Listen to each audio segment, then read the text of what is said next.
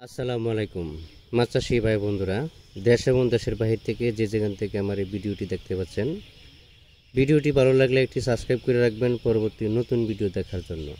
আজকে আমি আলোচনা করব 2025 সালের নতুন বছরের 28 দিন হরমোন কমপ্লিট করা হাইব্রিড মনোসেক্স তেলাপিয়া মাছের পোনা সম্পর্কে।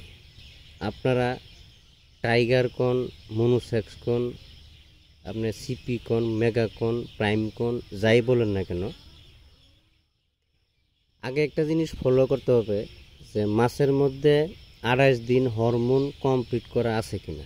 28 দিন হরমোন কমপ্লিট করার পরে এই মাছের বিভিন্ন প্রকারের নাম দেওয়া যায়। টাইগার দেওয়া যায়, তারপরে আপনার মেগা দেওয়া যায়, সিপি দেওয়া যায়, প্রাইম দেওয়া যায়, আগাতা দেওয়া যায়, যে কোনো নাম দেওয়া যায়। একটা মাছ যদি হিজড়া হয়ে যায়, হিজড়া হওয়ার পরে এই মাছটার যে কোনো নাম দেওয়া যায়। সবচেয়ে বড় ইম্পর্টেন্ট কথা হলো মাছের মধ্যে 28 দিন হরমোন কমপ্লিট করা আছে কিনা, এই জিনিসটা আপনারা একটু যাচাই বাছাই করবেন।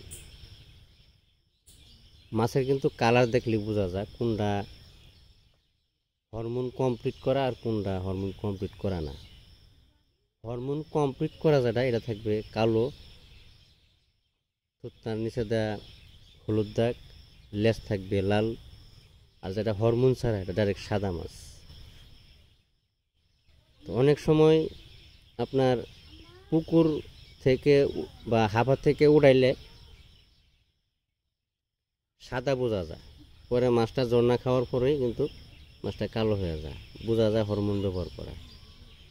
এটা আবহাওয়ার কারণে মাছটা কিন্তু রং চেঞ্জ হয়ে যায়। বৃষ্টি পড়লে কালার হয়ে যায়, বৃষ্টি না পড়লে কালার হয়, রোদ উঠলে কালার হয়। এই জন্য যে কালারে দেখা যায়